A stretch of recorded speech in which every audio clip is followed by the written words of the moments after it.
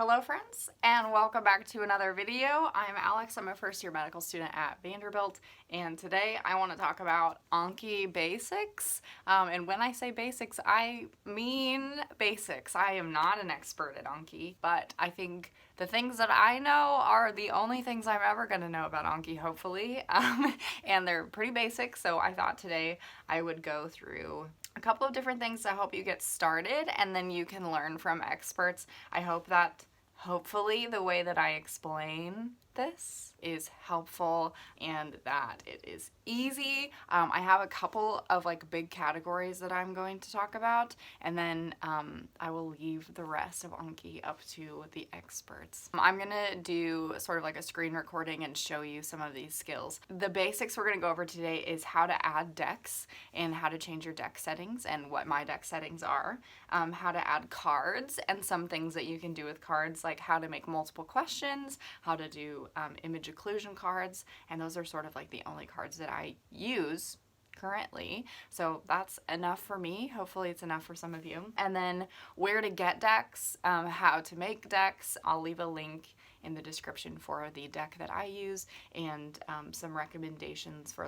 where you might be able to find some pre-made decks if you don't want to make your own. And then how to share decks if you are feeling like your decks are exquisite. How to unlock cards, and then finally how to suspend cards when you're done using them or you find that you just hate them in general.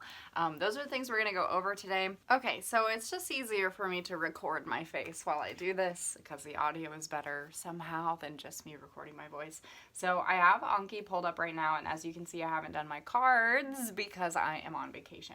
So I currently have 1,700 cards to do, which I'm not going to do. But the first thing that we are going to do is let's learn how to add a deck and change our deck settings.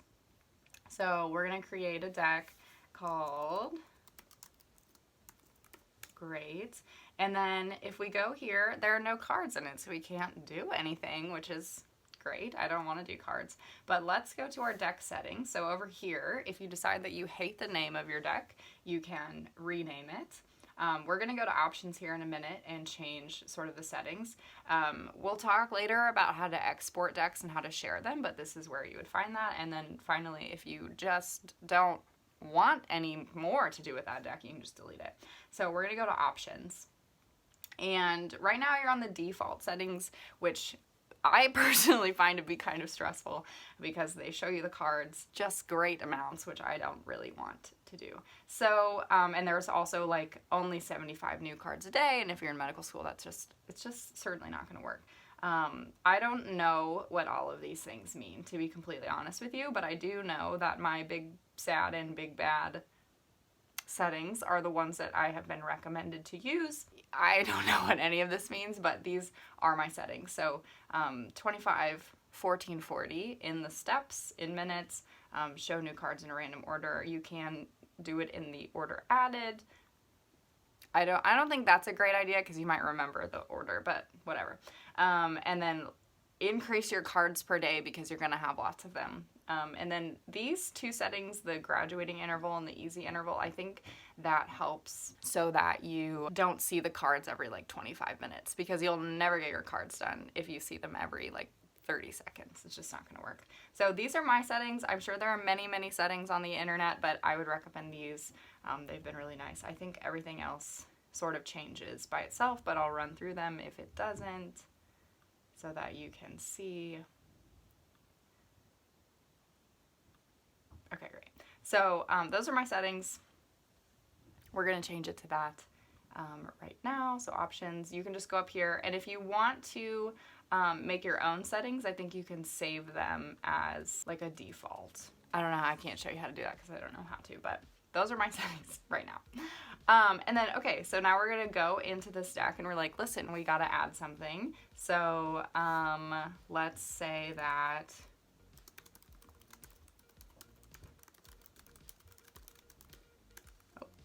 okay, so this is our card. We should subscribe at the end of the video. If we want to remember what we're supposed to do at the end of the video, we're going to make the subscribe the hidden thing or the occlusion. And so there are a couple ways you can do this. If you have a Mac, what you can do is you can, is it Command-Shift-C? Yeah, Command Shift C. So what you're gonna do is highlight subscribe. You're gonna click your Apple key or your Command Shift and C at the same time. If you have not a Mac, I would assume that you're going to use like the analogous things for that. If that's not working, which sometimes it doesn't for me, note the format of this. It's 2 of those little squiggly dealies, C1, so that's your first occlusion, so that's like question number 1, 2 colons, and then the answer, and then you end it with 2 squiggly dealies. So if you want to have 2 questions on this card, what you'll do is you'll Control Shift C again for this, and now that's your second card. Okay, so these are going to be 2 different questions. It'll show up, we should blank at the end of the video, or we should subscribe at the blank of the video. Those are the 2 cards that you'll get from this. If you are like, I want a compound question, I want to think about 2 things at once, you can change this 2 to a 1, and you'll see both of these at the same time. So this card will show up as, we should blank at the blank of the video. If you're like, hey, how am I supposed to remember what the answer is? Because sometimes there's a lot of, like, it'll be like, what is the most common such and such among whatever? That's not a very helpful example, really. But sometimes you need, like, a category of what you're supposed to do, so, or what the answer should be. So here at the end of subscribe, if I want to remember that it's an action, I can make a little hint that shows up instead of just a blank. And so what you'll do is at the end, right before the 2 squiggly dealies, you'll put 2 colons, and then you'll put your hint. So I'm going to put action. And I'll show you what that looks like. So now we have 1 card in this deck. We're done adding. We're going to study now. And it says, we should action at the blank of the video. So we know that this is going to be, we should subscribe at the end of the video. So the first time you get it right, you'll see it tomorrow. If you get it wrong, you'll see it in 25 minutes. If it's super easy, which I never push because I could use all the reviews I can get, you'll see it in 4 days. So that's cool. So we finished that deck, which is incredible. So now we know how to add cards. We know how to do 2 different questions or 1 different question. You can do as many questions as you want. Let's browse this deck and maybe edit what we have. So I have a million decks. Okay, so let's edit this card and do some more things with it. You can highlight if you want. So again, to show you how I got here, we are browsing, and then we're going to click on the title of our deck. Now we're in YouTube sample. So what you can do is, if you want to bold this, bold it, or you can also like Command B, and then you can change the color. I have pink as my color, but you can change based on this color wheel, which is right next to it. If for some reason your Command Shift C thing isn't working, you can just manually type that in. So it's going to be 2 squiggly dealies, C, let's do 2 colons, and then at the end you're going to do 2 squiggly dealies. So that's one way you can do it. Another thing that you can do with cards is called image occlusion. So if we want to add another card to this sample, let me find a picture. So to add a picture, let's ignore my desktop for a moment. What we're going to do is, I have this screenshot pulled up. I am going to copy it. So I am going to Command C, just like I would copy something off on my desktop. Copy that picture onto my clipboard. I'm going to go back into Anki. I'm going to click Add.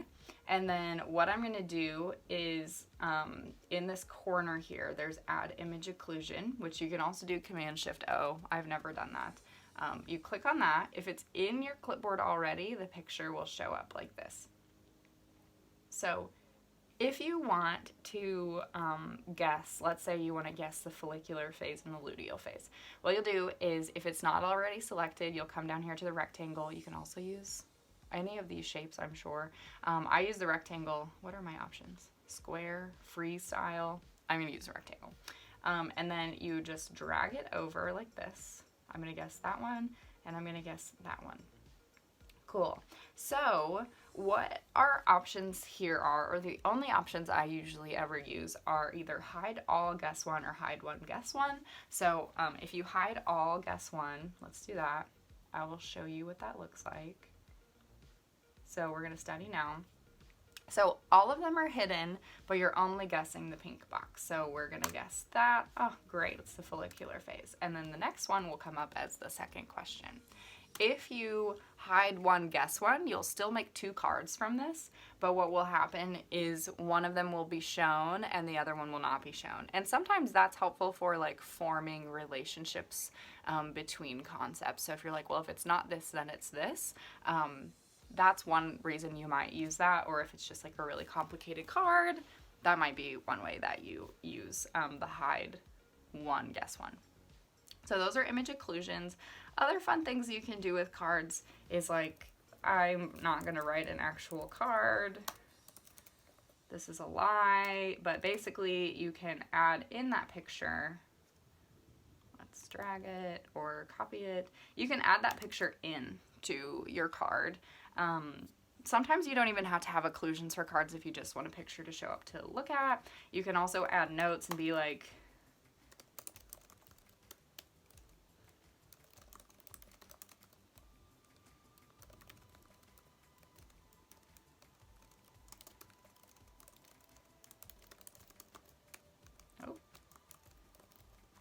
okay, so I usually in my notes, if the lecturer says like this is really important or this is going to be on the test, I absolutely have that in the notes of my card so that I know like, okay, this is probably going to be tested. That's one way you can use Anki to like help you out. So using your notes, those will show up after. So there's no close here, but you can still make it. So let's go back to our decks. Let's do our cards here. We have 3 new cards to do. So I guess I can explain that. So here under new, those are cards you've never seen before. Under do, those are the cards that you have seen before, but you have to do again. So YouTube sample, here we are. We are gonna guess that card, great. And then, oh, this one is back again at the end of the video, awesome. There's no close here. So I guess it's not gonna work if it's just a picture. So let's go back and edit this card. We're not watching Ugly Betty together. Okay, so let's say like this card is terrible and actually we hate it. So what we're gonna do is we can suspend this card. We're like, I don't need it anymore or I don't like it. What we're gonna do is click Shift 2 or make the @ sign and it's gonna go away. So the card is suspended, it's no longer open. So that's how you can make your own cards. That's how you can make image occlusion cards. You can add images to the cards if you want to. There's lots and lots of ways that you can do things on Anki, but that's sort of the basics of how I use that. So if you download decks, so let's say I downloaded Anki, which I will put in the description for you. There's also, I've heard, I didn't download this, like I didn't find this on my own because I don't use Reddit, because it's just probably not good for my mental health, but on r/medicalschoolanki, I think. I'll put the like how to find it in the description because I'll have to ask. But I have a link for the Anki deck, which a lot of people do use. There are tons and tons of cards on it, and some of them are like directly from First Aid, Boards and Beyond, etc., etc. It's been a great resource. That's how you can sort of find pre-made decks. I'm sure you can just Google them. But let's browse, and let's say we want to learn something about tetanus. So there's, let's see. It tells me here 43 cards for tetanus.